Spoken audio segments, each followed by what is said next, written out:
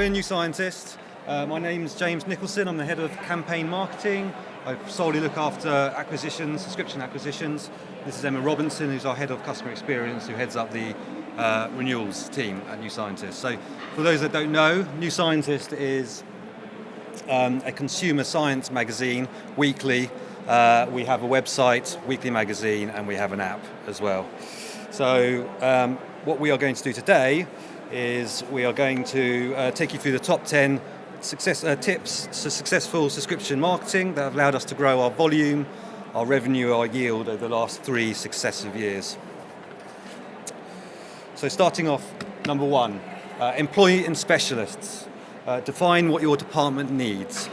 So over the last couple of years, we've turned the subscription marketing team at New Scientist from a department of generalist marketers to a department of channel specialists. Whereas Newsstand was king at New Scientist, it's declined over the last number of years and has been expedited by COVID. Subscription teams now have to expand their marketing expertise, and subscription marketers now have to be an analysts, and they need to be channel experts.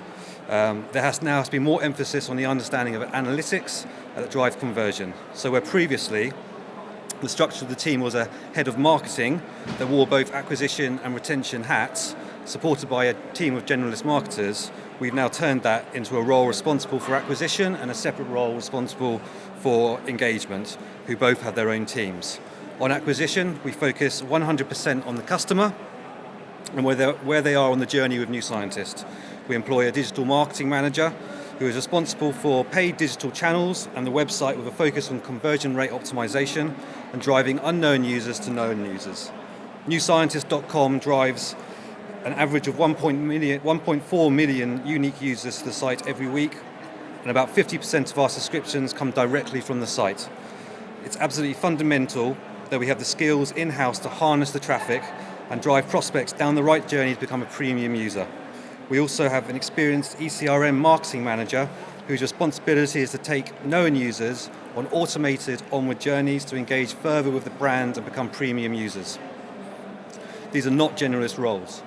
On renewals, we have a customer experience marketing manager who specializes in omni-channel customer journeys and the way we engage with our subscribers, driving better renewal and engagement rates. By understanding what our department needs, it's allowed us to employ the relevant experts with an understanding of their channels to grow our subscription file accordingly. Number 2, lifetime value. Lifetime value is absolutely key to the strategy at New Scientist. New Scientist is a subscription-focused business. Subscriptions are the largest revenue generator for the business, with 70 to 75% of revenues from customer revenues, and therefore growing subscription volumes, revenue and yield are key to what we do. We would not be able to do this without focusing on lifetime value. From previous experience, a lot of publishers' focus has been on CPA, on order value, or on first year return. And whilst this has been due to differing strategic objectives, it has been a breath of fresh air to come into a business that looks beyond that and understands that if you're serious about growing your subscription file, then you need to be able to look at beyond the first year. By modelling acquisition campaigns based on lifetime value rather than order value, it has helped us secure more budget for paid channels and demand higher CPAs. This may be less profitable and may not be able to ROI as quickly as other channels, but the additional budget we have managed to secure as a result of lifetime value modelling will have a middle to long-term benefit to the overall subscription file. It's also helped us define our trial strategy. New Scientist is one of the more expensive products on the market. We charge £234 for annual and £65 quarterly, so we are continually testing different trial entry points to attract new customers. In quarter 1 this year, we pivoted to a 3 months for half price offer before stepping up to full rate. Previous to this, we were offering much lower entry points, £12, £10, £6, and we found the higher the entry point, the lower the orders, but the higher the take-through, which isn't itself very surprising. However, by testing different variants, we were able to reach an entry point whereby the LTV of the customer outbalanced the lower orders we received, and therefore the customer became more profitable quicker.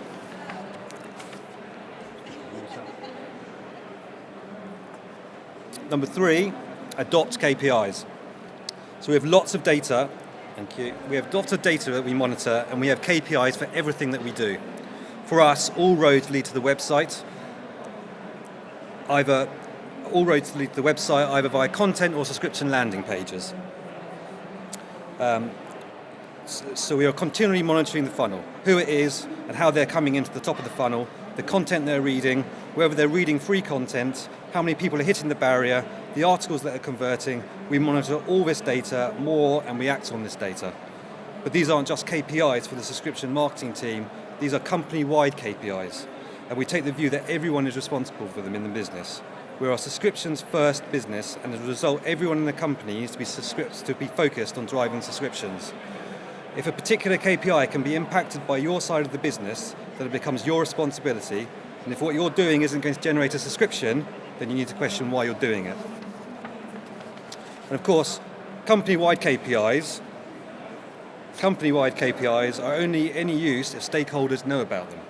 So we make it an absolute priority that everyone at New Scientist knows them. We live and breathe KPIs. We have editorial daily stand-ups where we go through performance on the website. We also have weekly updates from the news team and SEO team where everything comes back to subscriptions. As a result, we have the most commercial editorial team that I've ever worked with. They take the data and allow it to inform them that content we should be writing and commissioning more of. The marketing team have a dashboard above their desks and send out daily updates, which details what our daily run rate is against target, so the business can see how we are performing. We also have a weekly town hall where our CEO shares business performance.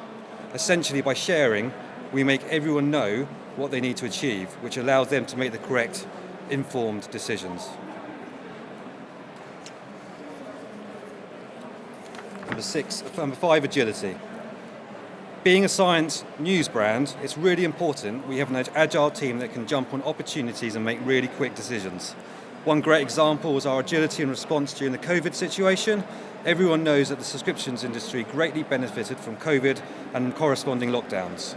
I would say that New Scientist benefited further as we were writing day in, day out about COVID and the science around it. So we became the place to come to. We stepped up our marketing activity around COVID in that you trust the data and you trust the science. We're the publication that you should be reading. And then we were luckily given a slot on the government daily COVID briefing with Matt Hancock in April last year. Matt Hancock handed us a ready-made marketing campaign when he said that he knew he would get tough questions from New Scientist. The briefing occurred at 5 o'clock in the evening, and we jumped on that, and the following day we launched our Tough Questions campaign. We took the cut from the briefing and embedded it into our email marketing, pushed it out on social and all other online channels. So being agile within a very difficult time enabled us to really take advantage and really benefit from the situation. But it wasn't just the acquisition team that had to be agile around COVID. Based on subscription KPIs, editorial took the decision, unlike other publishers, that they weren't going to make all COVID content free. News-related content was free, but more in-depth pages was put behind the paywall, and that served us really well through the pandemic, experiencing exceptionally high conversion rates on COVID-related premium articles. The customer engagement department also reacted quickly to the situation, which included engaging with our current customers to ensure they could access our content at any time. Digital access was given to print subscribers in case there was a problem with the postal deliveries. Okay, so our 6th top tip is around test and learn. So a key, at New Scientist, we have a test and learn mentality with KPIs for everything that we do, and we always act upon what the data is telling us. A key strategic objective for us was to reduce churn, and we felt strongly that an onboarding program was one way to achieve this. However, if I'm totally honest, we didn't really know where to start. So we employed a behavioural science consultant to help us understand consumer behaviour. And following this, we introduced our onboarding series in May last year to showcase all the benefits of a subscription via a 7-effort email series. The reason we decided to focus on onboarding was because we wanted to introduce subscribers to their subscription, thus cementing first impressions, encourage regular content consumption through our app, web, and also the print magazine, to build positive habits within the early stages of their life cycle, to reinforce product value. This could be through our subscriber-only events, our paid-for events, and subscriber-only content such as crosswords and videos. And finally, cementing the framework for future communications. In addition, as this tied in with the peak COVID subscription period, we were also able to target our total new cohort of subscribers with this onboarding series. After 6 months, we had gained enough insight to go and do some more testing and employ further optimizations, and we did some more A/B testing, which included things like switching the efforts around, introducing social icons, refreshing the thematic newsletters, and also we made all this dynamic so that we weren't having to do lots of kind of manual work. So we had dynamic slices to ensure that we could be agile with our communications without being labor intensive. And all of this was obviously monitored very closely with our KPIs. Sticking with the theme of onboarding, at New Scientist we also try and adopt a flexible strategy. So the original onboarding series that we implemented was a much longer series and focused on the holistic device experience as well as showcasing our other products, which includes things like our courses, our events, and also our shop. That was our original series. We then implemented a donor series, so this is our gift subscribers, which went two ways. So we targeted both the payer of the subscription and the gift recipient. And a key part of this was trying to target the recipient because that's not somebody we've ever had a relationship with before, because we've always had a relationship with the payer. And they're also very known to being highly likely to churn, so it was a key audience for us. And then we also introduced a new cohort, which was our Year 2 subscribers. So this was a one-off cohort who received the onboarding series just as a one-off because all of these subscribers had been launched pre-onboarding series, so they'd never received any of these communications. And as they were coming up to their first renewal and therefore their first price rise, it was a risk group for us. And finally, our newest series is our trialists, which was implemented earlier this year. For this group, we've actually condensed the series to maximise early engagement during that initial trial period and get them over that first step-up payment. This is an area that we're continually evolving and optimising and testing, and we've actually got another new cohort starting very soon for our 2020 Black Friday subscribers who will be approaching their first renewal. This group will have already received the onboarding series last year, so now it's a challenge to work out how can we target them differently this year with a similar content but trying to keep them engaged as they approach that first renewal point. And everything we do is monitored, and our KPIs include open and click-through rates, engagement metrics with our website and our app, and also the impact and churn, all of which have had positive results to date. Okay. So our next point is about the two teams working in harmony together. So my experience, whenever I've been asked kind of what I do, and I say I head up customer experience, what does that mean? I'm tempted to, what I would used to say is that James would acquire them and then he'd pass them over to me to kind of do the rest. But actually it doesn't really work like that.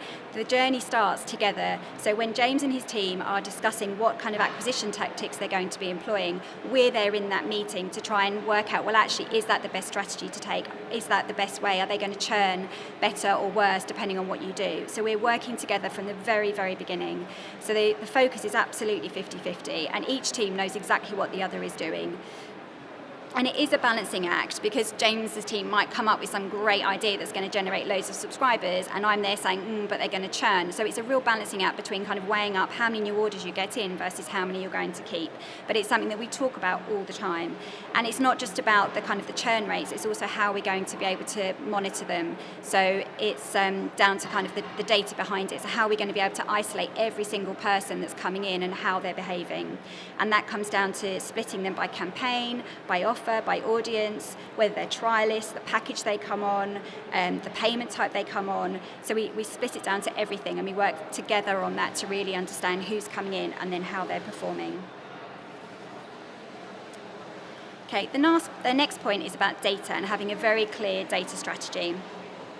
Now, the marketing team, as it is now, has been in place for about 2.5 years, and we have been talking about data from the very, very beginning and asking lots and lots of questions, a lot of which still are actually unanswered. But where we've got to now is that we've got our kind of map in place of what we're going to do with data to get to where we want to be. So the last 2.5 years, we've just been asking questions, understanding what we need, and we now have a dedicated team in place which consists of a product development director, head of audience data, and a business intelligence analyst to try and get us where we want to be.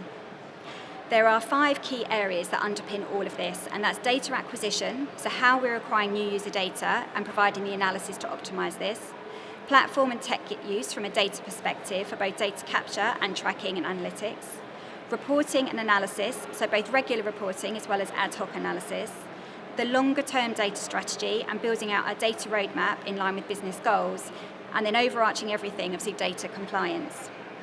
So we have this data and analytics maturity curve, which is highlighting what we're aiming to achieve. The first stage of this is driving value from our current platforms, and that's kind of where we're at today. The next stage is then going to be a data warehouse or a CDP. So we're reviewing the requirements for that and what is best going to fit our needs. Once we've managed to unlock the data, we'll then be able to have a much clearer picture of kind of where we're going. So we have at New Scientist an increased number of touch points across multiple devices. It's becoming more difficult to have a clear view of engagement and channel contribution to conversion, and unlocking the database is going to give us clarity on this. Once we've achieved that, then the fourth stage is the database of cleaned up-to-date data, and dare I say, an actual real-time database, which is our kind of dream. Once we have that, we can query it, feed it back into other platforms, such as our email service provider. We'll then be able to enable personalised content, offers, and experiences, which in turn will lead to higher conversions. And the last stage on our roadmap is advanced reporting and insights. So with more advanced analytics, we'll be able to predict user behaviour. For example, the risk of churn. We can use lookalikes and machine learning to target individuals with the right offer at the right time for them. And as I say, we are very much at the beginning of this journey, and it's taken a long time to even get to the point where we know what that journey is, but I'm pleased to say that we're now there.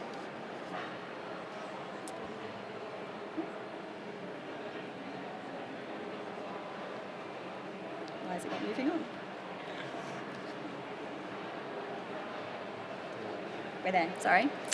And finally, the last point is top seat at the table. So at New Scientist, we have a strategic pyramid which drives the company objective and which every employee are aware of. And we get progress updates for this, and they're shared at regular town halls. So I think James mentioned earlier that our subscriptions revenue accounts for about 70 to 75% of the total business revenue. Therefore, subscriptions and marketing is totally at the heart of everything that we do. And at the very top of this pyramid is customer value. Therefore, the customer is absolutely key here. Now, from our experience, most publishing companies, the marketing team may have a voice at that leadership table, but at New Scientist, we very much have a seat at that table. We have an innovative leadership team, but importantly, all initiatives have a marketing voice to ensure the customer is at the forefront of everything that we do. The marketing team drives the agenda, and we are frequently asked to join the team on their weekly strategic sessions. We share daily updates with the senior leadership team, so they have all the information that they need, so that when we then go to them to ask for help, whether it be for a tech platform, for more budget, for a resource, for editorial content, they totally get where we're coming from, why we're asking for it, and then they're more likely to agree to what we're asking. And a recent example of this is that we have a big strategy at the moment that we're working towards, which is to increase our global subscription numbers. We've identified that in order to drive more subscriptions through the website, we just don't have enough global premium content behind our paywall. So we are currently in the process of hiring more global journalists who are going to be focusing on that digital-only premium content that will then help us to achieve that objective. So just circling back to where we started 10 or so minutes ago, we hope you found our top tips interesting, and hopefully there might be a few useful nuggets there that you can take away to apply to your own business strategies. And if you've got any questions, we're happy to take them. Thank you.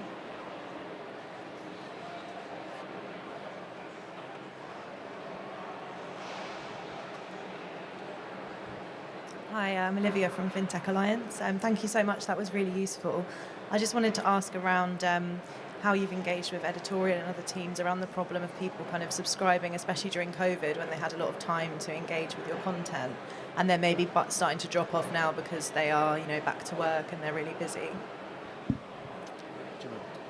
So, take the first half, I'll take the second. Yes. So I think that's a challenge that a lot of subscription companies have had. We did see a massive spike around March, April time last year, and that actually continued into some of the lockdowns.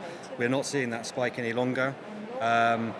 But we are continuing to sort of put out the content that is driving people to purchase our content. I think from a COVID, Emma can probably talk more about those people that actually subscribed during that period and how we are keeping them on the file. Yes, you're absolutely right. So one of the feedbacks we're getting when customers call up to cancel is that they're going back to work, their lives are going back to normal, they haven't got the time. And it is an expensive product and it's a weekly product. So something that we've just recently launched about 2 months ago is an audio on our app. So we're very much pushing that now if you go onto our app, you can actually download the articles and read them on the go. And that has been so important for us because that is really kind of keeping those people that are kind of saying, I haven't got the time. And when we remind them of that, then, I mean, some of them will obviously go on to cancel, we can't stop that, but a large portion of them are actually kind of staying on board. And we've done a lot of reader surveys about this particular audio feature, and the positive has been overwhelming, that people just love to be able to download and have it offline and kind of read on the go. So I think it's about evolving the product to meet the kind of consumer needs as well. Thank you very much.